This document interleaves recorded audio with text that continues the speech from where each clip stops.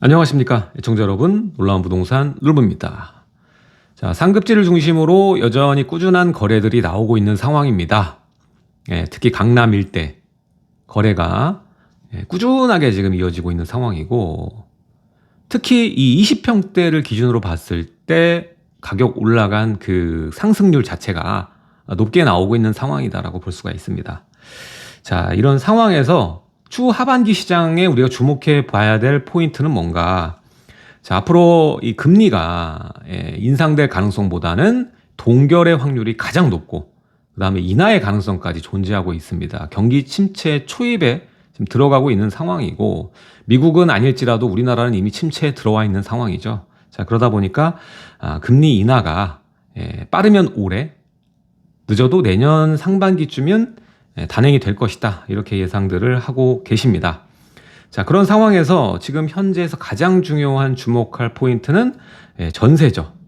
자, 뉴스만 틀면 계속 역전세 얘기 나오고 전세가 하락, 이거 걱정하시는 분 굉장히 많을 거예요. 저도 많은 전화를 받지만 전세가 여기서 더 떨어질 것 같아요, 더 떨어지면 어떡하죠? 라는 질문이 상당히 많았었는데요. 요즘 들어서는 이런 질문들이 줄었어요. 오히려 지금 시기에 내가 가진 돈으로 할 수 있는 최고의 투자 전략은 뭘까? 투자처는 뭘까? 여기에 대한 고민을 하시는 분들이 늘어나고 있는 상황입니다. 항상 제가 누누이 설명드리지만 현재 시점의 기존 아파트는 저평가가 아닙니다. 오히려 고평가되어 있는 경향이 커요. 왜? 현재 가치로 일컬어지는 이 전세가가 많이 떨어졌긴 합니다. 그렇지만 그럼에도 불구하고 매매가와 전세가의 그 비율, 전세가율 자체가 굉장히 낮거든요. 2012년 이후에, 2012년이 어땠습니까? 부동산 암흑기죠. 그때보다도 이제 더 전세가율이 떨어지고 있는 상황이다라고 보시면 될 것 같아요. 자, 그래서 이 매매가와 전세가의 간극이 크면 클수록 투자는 조금 신중할 필요가 있는 것이죠. 자, 지금도 거래를 주도하는 세력들을 보면은 거의 이제 실제 수요자들이에요.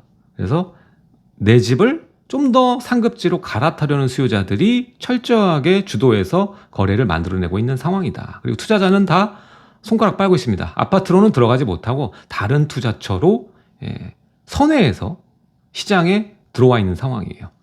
최근 들어서 이 건물값이 금리 때문에 많이 조정되는 바람에 건물의 거래도 상당히 많이 증가했습니다. 이건 조금만 여러분들이 관심 갖고 찾아보시면 알 거예요. 건물의 거래가 이번에 회복기 2, 3, 4월 동안 건물도 거래가 많이 됐다. 그래서 시장을 보면은 실수요자들이 들어가는 시장하고 투자자들이 들어가는 시장이 양분되어 있다는 거예요. 한쪽은 아파트, 한쪽은 건물 외, 주택 외 부동산 투자를 하고 있는 것이죠. 그렇다면 여기서 고민해야 될 것이, 내가 건물 살 만큼은 돈이 없는 분들은 아파트를 볼 수밖에 없죠. 가장 안전하면서 황금성이 뛰어나기 때문에. 자, 그런 분들에게 드리고 싶은 말은 조금 더 저렴한 금액으로 들어갈 수 있는 시즌이 올 거다. 이 급락 말고 아파트 값이 조금 더 올라가더라도 내가 들어가는 이 자본, 투여금 자체가 줄어드는 국면이 곧 나올 거다는 거예요. 빠르면 올 하반기, 늦어도 내년 상반기에는 이런 국면이 나온다라는 거예요. 지금은 전세가율이 뭐 50%, 40%, 이 정도 수준밖에 안 되기 때문에 내 돈이 많이 들어가야 되지만, 지금 금리가 동결로만 가도 이 전월세 전환율이 금리보다 높은 상황이에요. 그 말은 주택담보대출이나 전세자금대출 받아서 내는 지출보다 이 월세가 월등히 비싼 구간이라는 거예요. 이 구조가 만들어졌기 때문에 시간이 가면 갈수록 이걸 깨닫게 된, 이게 싸구나, 그냥 주택담보대출 받는 게 싸구나, 전세자금대출 받는 게 싸구나 라고 인식하는 수요자가 점차적으로 증가하면서 전세가가 밀어 올려질 겁니다. 지금 전세가는 필요 이상으로 많이 빠졌어요. 예전에 임대법 처음 시작했던 2020년 8월도 필요 이상으로 올랐듯이 지금 필요 이상으로 빠졌어요. 그 이유는 뭘까요? 바로 미친 듯이 올랐던 금리 때문이죠. 금리 충격 때문에 깜짝 놀라서 수요자들이 월세로 대피하는 바람에 급락이 나온 거예요. 이 수치를 보면 매매가의 하락보다 전세가의 하락이 더 크게 일어났습니다. 정상적이지 않은 시장의 반응이었다라는 거예요. 그래서 여러분들은 앞으로 하반기 이후에 주목해야 될 건 뭐냐. 내 자본을 적게 들일 수 있는 아파트가 어딜까? 요것을 찾아서 접근하는 것이 아주 좋은 전략입니다.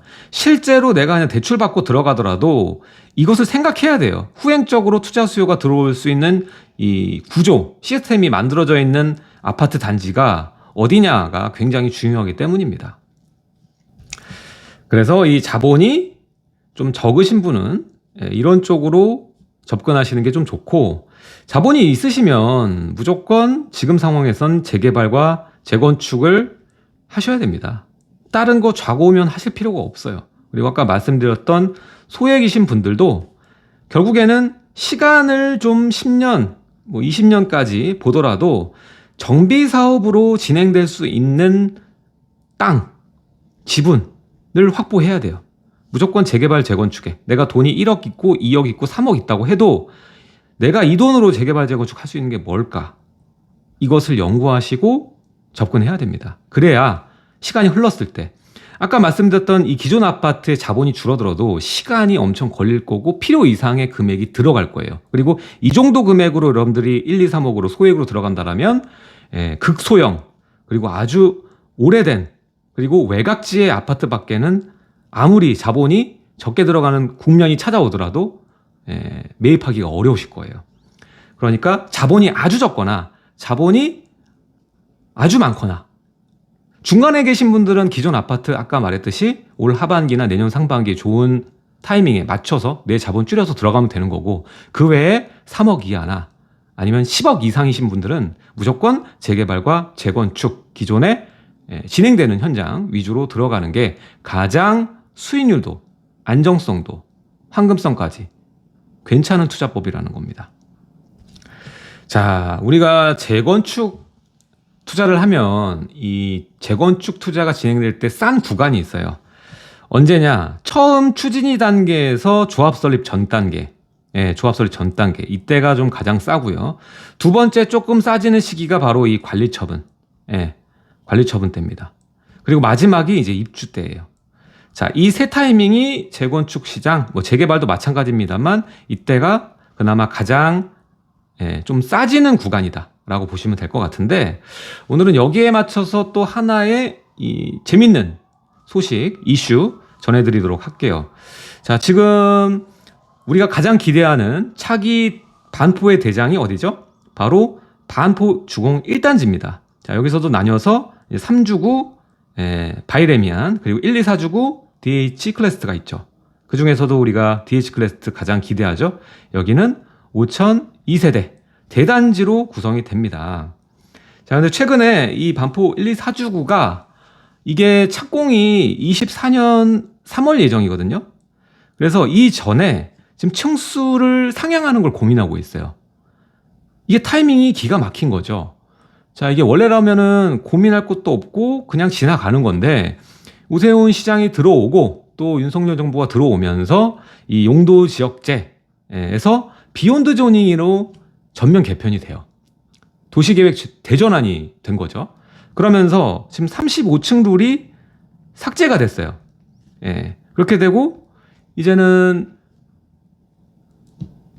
한강변 라인 신속통합이고 보면은 다 60층이고 68층이고 50 몇 층이고 하면서 계속 높은 층수로 계획하고 진행한 단지들이 많잖아요. 근데 얘는 이제 다 철거도 하고 3월 착공 예정인데 요거를 적용하는 걸로 지금 고민을 하고 있는 거예요. 그래서 지금 고민하는 층수가 뭐냐면 바로 49층입니다. 49층. 그래서 이렇게 올리게 되면은 장점, 단점이 있겠죠.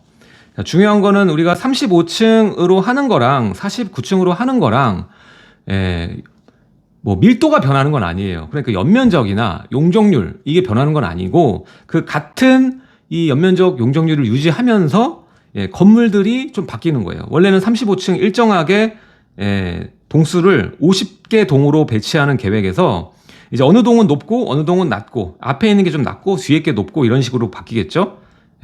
이렇게 좀 유연적으로 낮고 높고 이렇게 배치하면서 동수가 줄어들어요. 한 지금 제안 설명회 안에서는 43개 동 정도가 되는 거예요. 예. 이렇게 되면서 뭐 세대수는 동일하게 유지를 하는 건데, 장점은 뭘까요? 옆에 있는 아리팍이 38층, 그리고 원밸리가 35층이거든요. 자, 얘가 49층 되면 얘네는 꼬마가 돼요. 꼬꼬마가 됩니다. 그리고 당연히 이 넓은 부지에 쫙 이 높은 아파트들이, 우리가 강병문호 갈 때는 바로 맞은편에 첼리투스 있죠.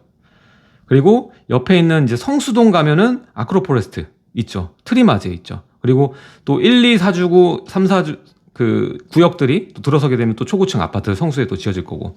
지나갈 때 여러분 보시겠지만은 뭐 강남에 이제 시그니엘이 있겠죠. 지나가다 보면 압도적이잖아요. 그러니까 강남에도 이런 압도적인 아파트 단지가 나올 수도 있다라는 거예요. 제 시각에서 봤을 때는 이게 단기간적으로 5년, 10년 보면 실이 많겠죠. 지금 공사비도 많이 올랐잖아요. 그런데 이걸 49층으로 또 변경하게 되면 또 절차 다시 밟아야 되지, 또 공사 기간 늘어나죠. 고층으로 올라가면 층수 올라가는 게 일정 규모가 넘어가면 시간이 정말 오래 걸리거든요. 그리고 공사비가 또 시간 가면서 계속 증액되겠죠. 높이 지면 또 공사비 올라갈 거고. 예, 그래서 비용이 많이 들어가고 시간이 많이 들어간다는 거예요. 자, 그렇게 되면 이 조합원들이 과연 어떤 결정을 할지가 궁금해지는데, 자, 시간을 20년 이상으로 보게 되면 49층으로 짓게 되면은 추후에 시간이 흘러도 항상 랜드마크로 자리 잡게 되는 거예요. 위에 있는 첼리티스나 뭐 시그니엘이나 트리마제, 서울숲 아그로포레스트 같은 이런 건축물처럼 랜드마크로 브랜드가 되는 겁니다. 그야말로 누구나 살고 싶어하는 그 브랜드. 거기에 살면 그냥 그 사람이 지위가 돼버리는. 예. 그래서 시간이 가면 갈수록 명품의 가치는 인정받잖아요. 뭐 차도 그렇고 시계도 그렇고 좋은 거는 시간이 가면 더 비싸지잖아요. 그렇죠? 그렇듯이 아주 오랜 기간 동안 대장으로서의 랜드마크로서의 브랜드로서의 아파트로 길게 자리 잡게 될 수 있다는 거죠. 과연 어떻게 될지 모르겠습니다. 지금 이 1, 4주구는 엄청 비싸고 매물도 잘 없고요. 그나마 3주구는 좀 있는데 이것도 뭐 30평대 받을 수 있는 게 한 25억, 26억 요 정도 선이라고 보시면 돼요. 위에는 최저가 매물이 이제 50억 가까이 있는 매물이고요. 자, 어쨌든 이것들이 완공되게 되면 어마무시한 가격대가 될 거니까요. 어떻게 보면 지금 가격도 쌀 수 있겠죠. 그리고 49층으로 되면은 이 평당가 자체가 달라질 거예요.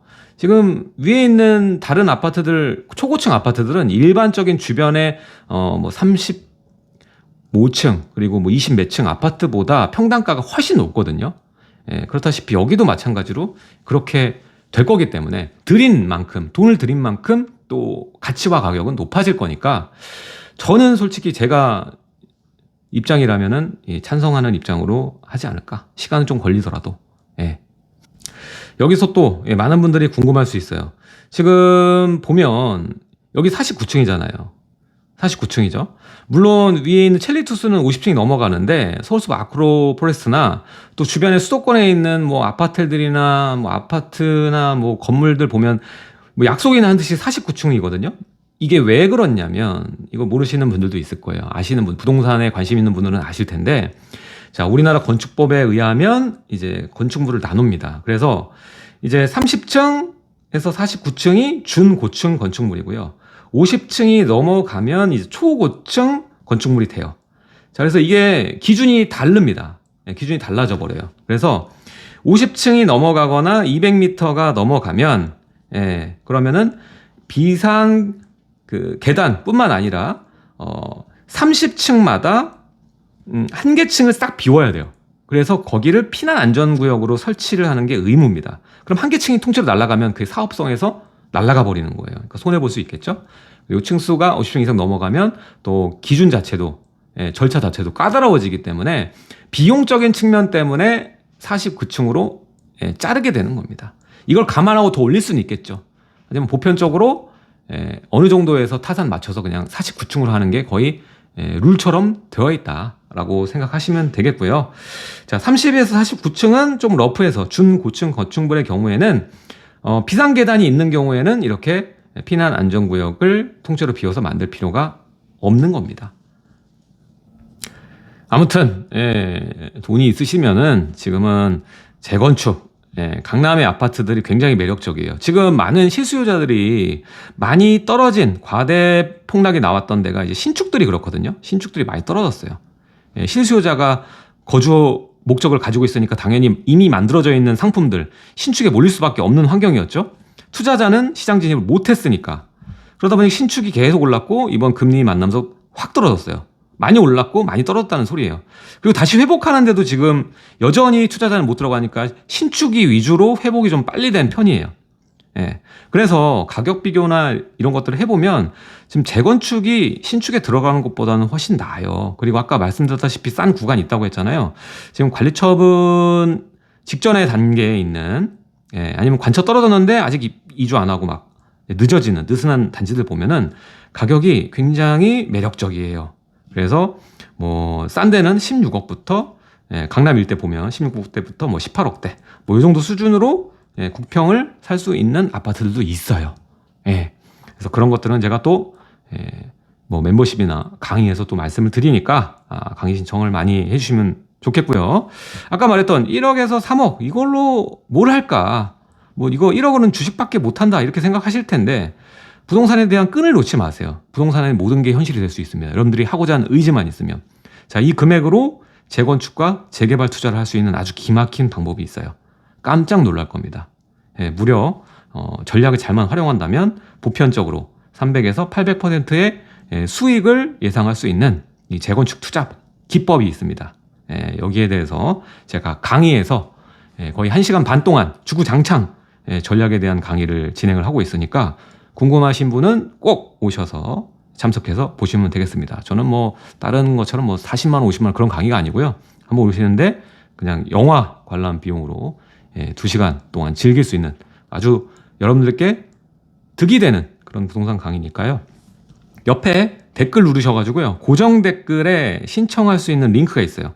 그 링크를 누르시고 참석 신청해 주시면 제 강의 시청이 가능합니다. 그래서 이 소액으로 재건축 재개발을 들어가는 방법 2가지에 대해서 정확하게 지금 좌고우면할 게 아니라 투자할 때는 정해져 있어요. 딱 정해져 있어요. 수익률을 극대화하기 위해서는 이 2가지만 알면 된다. 그래서 이 2가지에 대해서 2시간 동안 들으시면 됩니다. 자, 오늘 내용, 오늘 하반기, 상반기 예상부터 그리고 언제 실수요자는 들어가면 좋은 시점인지 그리고 지금 재건축 재개발에 대한 이야기 그리고 소액이 이러더라도 재건축 재개발 할 수 있다 뭐 이런 전반적인 얘기들을 진행했습니다. 자, 내용이 좋으셨다면 하단에 좋아요와 구독하기 꼭 눌러주시고요.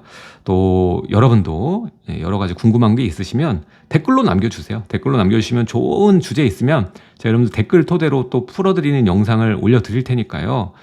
그냥 주저 마시고 편하게 생각하시고 댓글 남겨주시면 되겠습니다. 자, 오늘 내용 여기까지 하도록 하고요. 다음 시간에 뵙도록 하겠습니다. 지금까지 놀란 부동산 놀부였습니다. 감사합니다.